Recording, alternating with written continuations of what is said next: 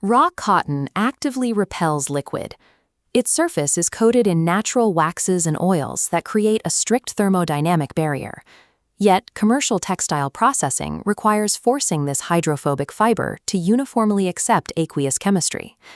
Textile engineering treats water as an active, high-velocity chemical environment rather than a neutral carrier fluid. When you scale this environment up to industrial proportions, you are working with thousands of gallons of water interacting with tons of raw textiles. Achieving a soft, brightly colored fabric requires micromanaging the thermodynamics of the liquid-solid interface down to the molecular level. This relies on three pillars of wet processing chemistry: neutralizing the solvent, manipulating the fluid surface tension, and engineering the exact velocity of the dye-fiber bond.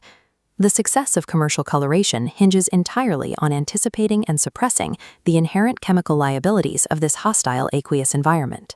The baseline thermodynamic threat in any processing bath is water hardness, specifically the presence of dissolved bivalent cations like calcium and magnesium salts. These cations do not sit idly in the water. They react directly with the precise alkaline chemicals and soaps deployed during the scouring and bleaching stages.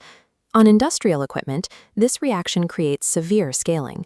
Hard water salts precipitate out of the liquid, forming a rigid layer on the inner surfaces of boilers and pipes, rapidly destroying the system's thermal efficiency. On the fabric itself, the consequence is equally destructive. When soap is introduced to hard water, it initiates a specific chemical reaction that forms soap scum. The calcium ion actively strips the sodium from the water-soluble sodium stearate molecule. It forces the formation of calcium stearate, a new, completely insoluble compound. This precipitate physically coats the fiber surface and clogs the microscopic pores, completely altering the topography of the material. Unmitigated water hardness operates as an active chemical antagonist.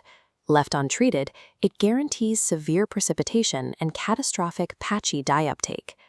The primary defense against these bivalent cations is mechanical softening, utilizing an ion exchange resin process to trap the minerals before they reach the dye bath. First, hard water passes through a sulfonated resin bed, trading calcium and magnesium for hydrogen. This removes hardness but generates hydrochloric acid. To fix this, a second phase pushes the liquid through an anion exchange bed, neutralizing the acid to release purified water. When ion exchange isn't feasible, engineers condition the water chemically using sequestering agents or chelants like EDTA. Chelation uses a different mechanism entirely. It does not physically remove the hardness ions from the bath. Instead, the chelant molecule binds specifically to the positively charged metal ions. It modifies their charge state, locking them into a complex where they remain completely inert and unable to react with other processing chemicals. By utilizing strict cation exchange or targeted chelation, the solvent is rendered chemically neutral.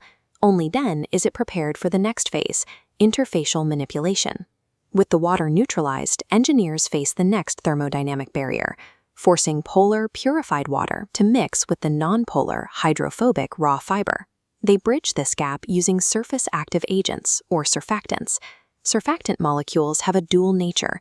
They consist of a hydrophilic, water-loving head and a hydrophobic, water-repelling tail.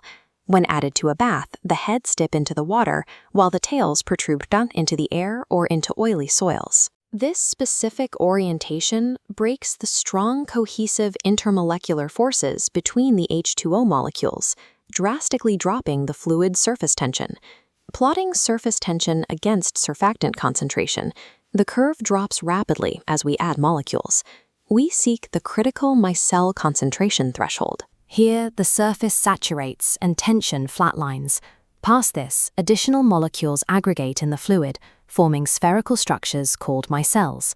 Textile engineers don't rely on trial and error to find this saturation point. They select the exact surfactant required for a process by mathematically modeling its behavior. Methodical. They calculate the hydrophilic-lipophilic balance, or HLB value. Using Griffin's method, they multiply the molecular mass of the hydrophilic portion by 20 and divide it by the molecular mass of the whole molecule. This yields a precise scale of water solubility. They also select surfactants based on ionic charge. Anionic surfactants are deployed for heavy detergency during alkaline scouring, while cationic surfactants are utilized as softeners after the dyeing process is complete.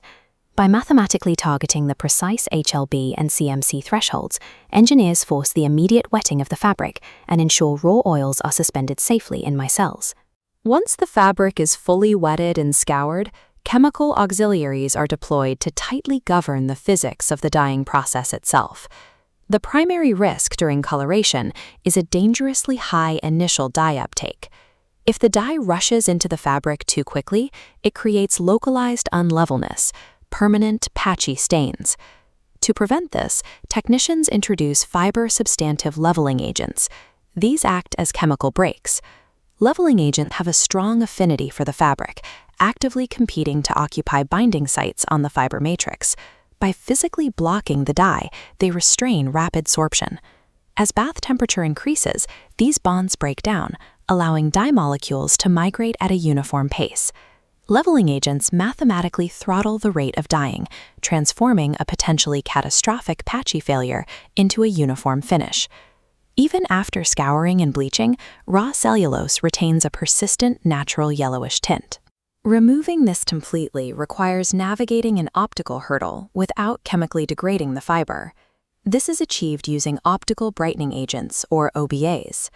Unlike traditional bleaches that rely on destructive chemical oxidation, OBAs function through physical, quantum bleaching. The mechanism relies on a precise quantum shift. The OBA molecule absorbs invisible ultraviolet radiation between 340 and 370 nanometers, pushing it into an excited state. To return to baseline, it re-emits a lower energy fluorescence into the visible blue spectrum, around 450 nanometers. By manipulating the electromagnetic spectrum in real time, optical brighteners artificially inject blue light, perfectly canceling out the fabric's natural yellow to create the illusion of pure, brilliant whiteness. Commercial wet processing is not a passive process. It is an exercise in rigorous mathematical chemical control over a chaotic fluid environment.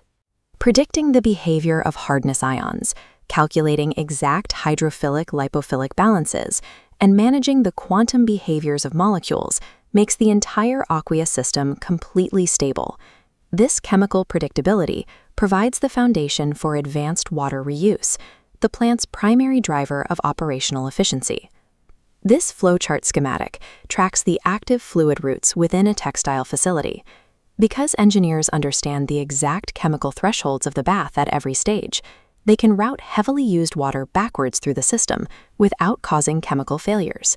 Jet weaving wastewater can be pumped directly into desizing baths, provided physical impurities are filtered. The fairly clean water from a final dye rinse can be captured and utilized for subsequent batch makeups, drastically reducing the total hydraulic loading on the plant. Ultimately, a flawless, durable, and vibrantly colored textile is the inevitable, highly engineered result of completely mastering these complex laws of interfacial thermodynamics.